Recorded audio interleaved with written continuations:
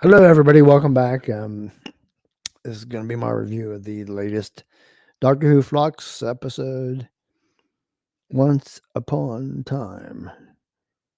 And at the end of the last episode, we had the Doctor was in the Temple Sanctum, and Swarm was doing the countdown, the click of the fingers with Gaz, and Vinder would receive the full force of the time.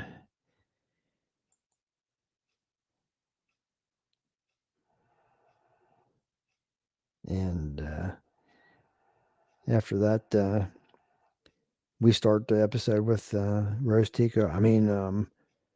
Belle and her story, and she's telling about what's happened since the Flux destroyed things, and she's having to deal with dialects and keep undercover. And she's seen like the this energy that she doesn't understand that comes down and attacks the survivors that have been left from the Flux, and they end up being destroyed by the this weird energy. And then we move on to the Doctor, getting more psychic images and stuff, and talking about how she always takes care of in a split second how she decides what's going on, who's going to be saved, and how she's going to handle things. And she puts Dan and on them on the pedestal to take the place for the missing Maury. And boom, she's in this time storm that she's created, and she's talking to the Maury. And oh my, there's a weeping angel there for some reason.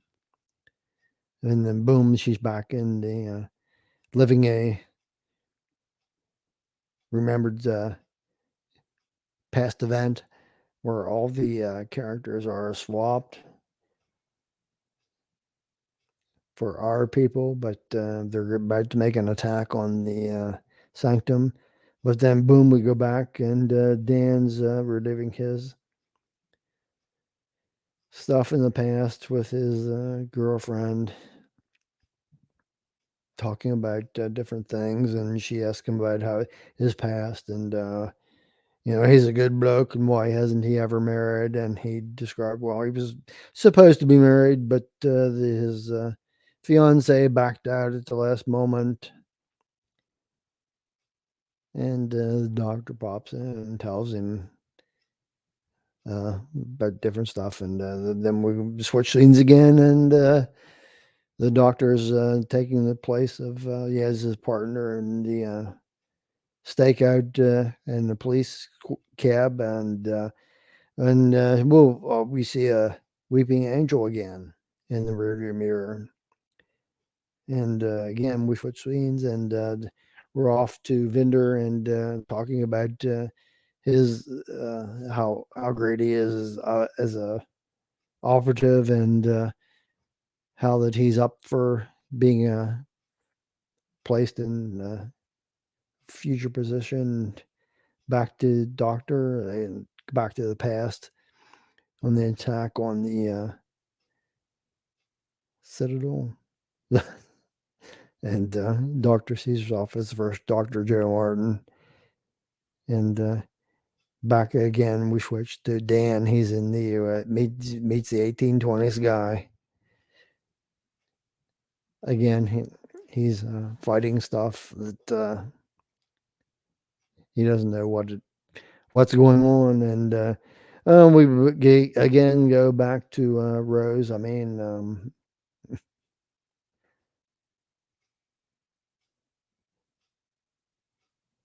And we go on again. Switch. Back to the Doctor, talking to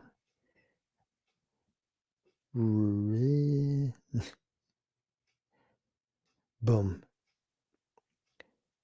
And we're talking to Yes, and they're playing games, and the weeping angels show up, and the angels are part of the game, and Yaz ends up destroying the console to keep the angels from coming forward. And back again to the original attack on the temple, where the two here are talking about time and space and how they're opposed to each other, and the doctor has tricked them, and the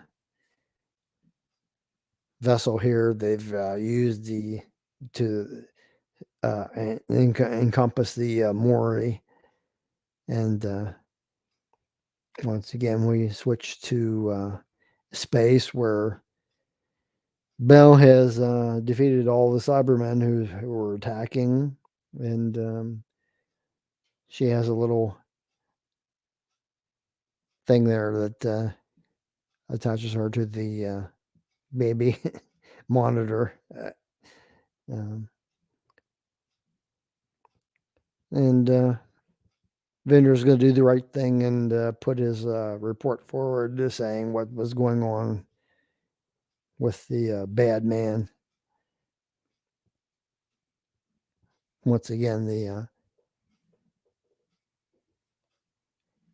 doctor wants to find out what's going on in her timeline, and they go forward to this person here, which I'm not sure if that's who the hell that could be. That could be, I have no idea. It could be the future doctor. It could be Rassilon. It could be, oh my God, it could be Tecteun. But she's more or less telling Doctor that this universe is over, and quit trying to interfere. Everything's been taken care of at this point. And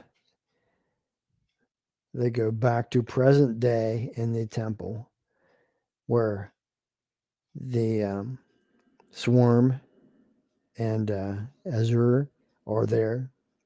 And Dan's pretty much saying, "Well, we're going to sort you out," and they're like, "Oh, yeah, yeah, okay. Well, look who we have," and they show him a vision of his girlfriend, and they're pretty much saying that she's her plaything now,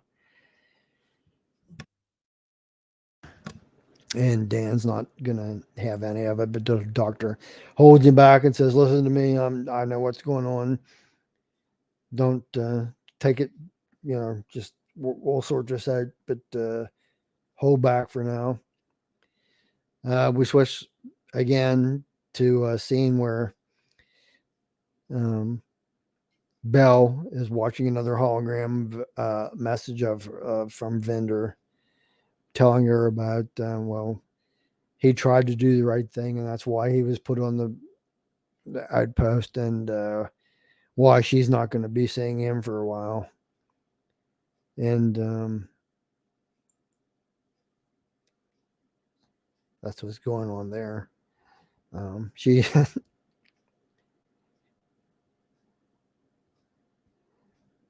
Meanwhile, I mean, the all the crew, the Vendor, Dan, yes, they all get back on the TARDIS, and she says she's going to sort everything out. She's going to take Dan back to um, take Vendor back to his home, and help Dan get his girl back and sort everything out. And so she does take Dan back, and he ends up back on his home, and everything's destroyed by the Flux. And pretty much she's gonna. He says, well, he'll just stay there and look for her, and they all bugger off. And in the meantime, Yaz whips out her cell phone. There's a weeping angel on it, and it actually pops out of the phone onto the TARDIS and takes control of the TARDIS. And that's the big reveal. that's the ending for the current episode. So, uh, my thoughts as far as this series going. Um, uh, I gotta be honest. I'm trying to keep an open mind. So far, this it's going down a level each episode for me. Each one has it started off fairly decent, and it's going downhill since then. I don't know what to expect going forward. I like some of the stuff in this. I'm not sure what's going on with the. It's just it's back to like the first episode as far as jumping back and forth, back and forth, back and forth, and I watched it twice, and it's hard to make sense what's going on. Um, I don't know what to think about, like the doctor's meeting with the person towards the end. Like I said, whether that's wrestling, Omega, technically, I don't know who that's supposed to be. Um, uh, I'm really trying to think of something good to say about this particular episode. Um, Jody's performance, so. There are moments where I guess would be okay with her. Um, again, jeez, I can't. I don't know what to say from here. This is going to be interesting to see how he meaning Chibnall, wraps this up. I'm not liking this going forward. At this point, I would give this one a 3 out of 10. What I'll just have to see what transpires in the next ones. Thanks everybody. I'm sorry. I'm sorry if I'm like tongue tied or whatever, but this is really like hit me. I don't know what else to say about this as far as going forward with what I've seen. Sort of disappointing, but we'll see. Thanks for tuning in if you have, for sticking around. I'll see you in the next one.